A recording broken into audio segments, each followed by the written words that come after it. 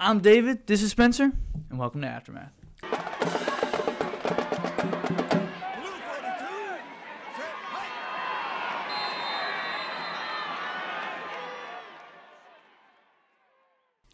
Welcome back to Aftermath, the sportscast, where we cover the 9-1-2 area. We are back for week 3 of games.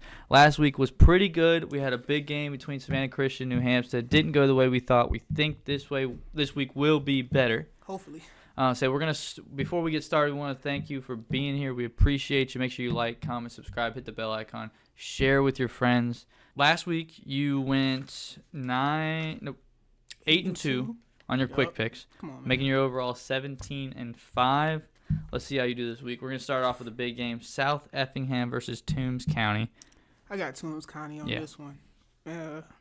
South Effingham's able to play like how they did in the second half. They should be able to make it an interesting game. But just from what I've seen and from what I heard, Toombs County looks like to have a pretty good team this year. So I got Toombs County. Going into a tough pick, one that we were talking about before this. Effingham versus New Hampstead. New Hampstead did have that really tough loss last week. Do you think they're going to bounce back? Man, I hope they do. I still don't know which way I'm leaning. All last week, I've been stuck ever since I saw the New Hampstead Savannah Christian game. I don't know which way I'm leaning. If I have to pick, which you're making me pick. I am. I'm leaning Effingham slightly just because just what I saw last week from New Hampstead, man, it was ugly. And I know they're going to bounce back, but is the bounce back going to end in a W? I don't know. So hopefully they can, but if I had to pick, I'm going with Effingham this week. Going into the next one, Richmond Hill takes on Everglades from Florida. Yeah, I don't know nothing about Everglades, but, them Florida boys built different. But, I got us Georgia over Florida, so I got Richmond Hill on this one. Richmond Hill boys are built different, too. Facts. I'm ready to see them next week. Calvary takes on Oceanside Collegiate Academy. The only thing I know about Oceanside is I want to say they're like the 26th ranked team in South Carolina. They won the state championship last year, so they have a pretty good team. They took a hard loss last week to another South Carolina team who's pretty good, so it's going to be interesting. This is probably the best team Calvary's going to play on their regular season, probably outside of Jenkins, depending on, I don't know, South Carolina and Georgia is two completely different type of leagues, but I got Calvary on this one, man. Speaking of Jenkins takes on Groves this week. Now, a lot of people have been in your DMs and your story saying that this is the game to show up to. I don't know why. I mean, I get why, because it's the two city schools playing each other, but no disrespect to Groves, but I got Jenkins on this one. Like, I don't think it's going to be a close game. Yeah. But I hope Groves comes to show out, man. I know they got good talent, but football is the ultimate team sport. It doesn't matter if you got good running backs or a quarterback. You got to have all 11, so I got Jenkins on that one. And every 11, all one of them got to show up every play. Every single one. So, Islands takes on Southeast Bullock this week. What do you got? Man, I got Southeast Bullock on this one. Islands did find a new gem at running back, though. Since, week 1, they had that struggle. They lost. They were down to their first 2 starting running backs, so they were playing with their third-string running back. He struggled early in the game, so they ended up switching somebody in at running back. Ended up having a good showing, so they were on a bye week last week, so this is his first week getting able to run the ball. So we're going to see what it looks like, but I still got Southeast Bullock. I know their first week they ran for like 300-400 yards, so they got a big O-line. They got a good run game. And until Islands offense shows me something, I can't pick Islands. It's going to come down to that linebacking core. 100%. Johnson takes on Long County this week. It's another tough one, man. Johnson had a good showing last week. They fell short, or was that 2 weeks ago? They fell short to Bryan County. And then Long County had a good win a couple weeks ago against, Vidalia, if I'm not mistaken. So if I have to choose one, I'm leaning towards Long County. I want to say Johnson has a new quarterback going in, so it's going to be interesting to see how he does on his first start. So I'm going to go with Long County on this one. The big, not the shocker last week, but the big notice last week, Windsor would win. And then this week they're taking on Liberty County. This is a tough one, man. It's kind of around that New Hampstead Effingham. I really don't know. Windsor had it, like you said, they had a good win versus Brantley, and then Liberty had a bad loss versus Bradwell. But I know Liberty has some good talent. They're just young, and they got a lot of basketball players that's transitioning over to football, so they're probably just learning the game. Man, that's a tough one. I don't know how I'm leaning because I didn't get to see Liberty in person. I haven't seen either team in person, actually, so I don't know who. If I have to choose one, man, Windsor, I ain't gonna lie. I'm gonna pick y'all. But if y'all mess up my picks, I'm letting y'all know right now. don't expect me to pick y'all much longer if y'all mess up my picks. I got Windsor on this one. Savannah Christian, off the good win last week, take on Providence Christian. I got Savannah Christian on that one, man. Zoe Small's about to go crazy. About to run for another 130 plus. 3 Defense touchdowns. about to probably hold them to at least 7 points. Seems like somehow the team gets 7 points on Savannah Christian, but they about to go crazy. I got Savannah Christian. So Savannah Country Day is going against Porter Goud. I got them though. I got them though. Portugal, however you pronounce it, that's who I got. Country Day has to show me something. The first week was a good showing, but last week was ugly. So till I see something from Country Day, it's gonna be hard to pick them. Oh man. Okay. Anyways, St. Andrews takes on Central Fellowship Christian. I'm gonna go saying it. Man, if y'all mess up my pick, bro, I'm trying to have a nice record. Dougal already trying to act like I'm falling off, but he not about to be messing up. I'm gonna go with St. Andrews on this one, but same thing like I said with Windsor. If y'all mess me up, don't be upset when I don't pick y'all for the rest of the season. Okay, and last game that's not the game of the week. Bethesda takes on Hilton Head Christian. Man, y'all need to get right, bro. Y'all sold me last week. Y'all need to get right, bro. But both teams, Bethesda and Hilton Head Christian, won state championships last year. So this is going to be a really good game. Both defending state champs. But like I said, man, I got to rock with the Savannah side over South Carolina. Mm-hmm. But Bethesda, don't sell me again, bro. There's a lot of possible games I could sell you this That's week. what I'm saying. The New Hampshire, Effingham, Windsor, Liberty, which one I just... St. Andrews. St. Andrews and Bethesda. That's 4 games right then and there. Johnson, Long County could be an interesting one. Could go either way. There's a lot of games that go either way this week. Which I mean, that's a good week of football.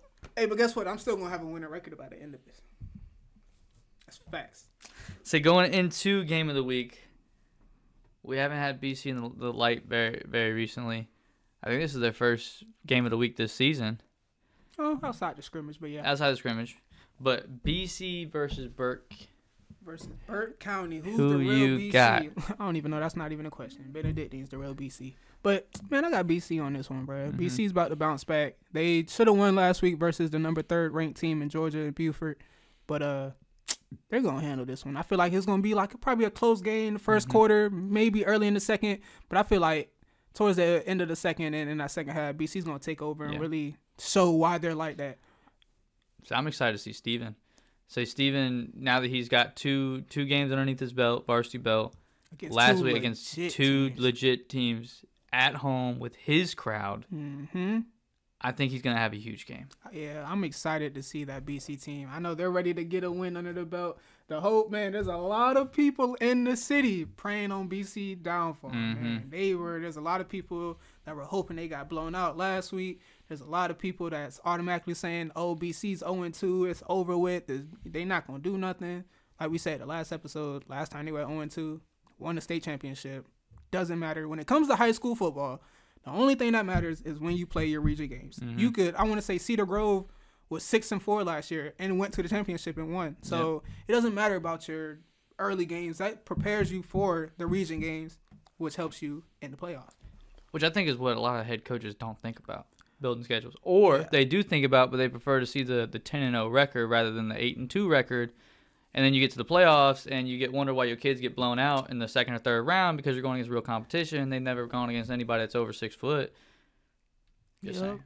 Like when it comes to BC, New Hampstead, Richmond Hill, Effingham, they have Savannah Christian. People, I just don't know too much about the 1A schools, but even Savannah Christian, but like they're playing legit comp. And then you got people that talk about Calvary and the teams they play. There's no disrespect to the city schools, but when it comes to football, nobody's looking at Beach and Johnson and Groves as threats. So when you got a team like Calvary who's been to the Final Four, I want to say 3 times in the last 4 or 5 years, y'all are supposed to be playing legit state championship contenders to get y'all prepared for the playoffs. But it's gonna be interesting. You know, playoffs is different this year with 1 and 3A. So it's gonna. I believe we're gonna get that Savannah Christian Calvary matchup in the playoffs. Hopefully the championship, but if they do, we should petition to have it at. Not gotta be at Savannah State. If that's a state championship game, that game has to be at Savannah State. I don't know who's in charge, JHSA or whatever, but y'all need to move that game to Savannah at Savannah State. That game would be, oh my. They would sell so many more tickets if it was here. It's money selling wise. out. Yeah, it's 100%. Don't nobody. I mean, I get it. You know, being back at the Falcon Stadium was cool. It was fun going there last year. But if we get 2 Savannah teams, man, you selling out that Savannah Stadium like easy, no question. And the whole, you might have to shut down. Or hear me out. If they wanted to be bigger, hit up Georgia Southern. Little 30, 45 minute drive for everybody. I say BC just played there the other day. They could pack. That's a bigger stadium. Nah, but they gotta be in town. If Vin's in town, that would be. I'm just worried about Skidaway. Skidaway ain't gonna be able to handle all that traffic. But no, we do need to figure out some new segments that y'all want to see on the Aftermath and on the YouTube videos. We were talking about before we started filming. Post-game interviews, probably not gonna happen. Dead. It's dead mission. Y'all don't understand. I'd be so tired after the games, and then the traffic after the games are so crazy. We like to just be in and out that mug. So post-game interviews, probably not gonna happen. We'll start doing more pre-game stuff maybe. Got some other stuff under my sleeve that I'm not gonna say on here. I think we should do drip or nah. But no, yeah, we just need some new segments, man, on the Aftermath and all that. So if you got some ideas, shoot us DMs, hit us up in the comment section. We're open ears. Follow me on TikTok too, man. TikTok been going crazy. We just had like 3 videos go viral. It's transferring over to the YouTube. Last video on YouTube has like 6,000 views right now. Subscribers going up. Gotta hit 5K soon. It's gonna happen. But we're going up. I'm giving it at least the end of the football season. We definitely going 5K. Oh yeah, for sure. But that is all we have for this week's episode. Make sure you like, comment, subscribe, hit the bell icon, just so you get notifications when we post. We do be premiering these every Tuesday and Friday. Unless there's a Thursday game, then I kick butt and get it out by Thursday. But until Friday night, peace.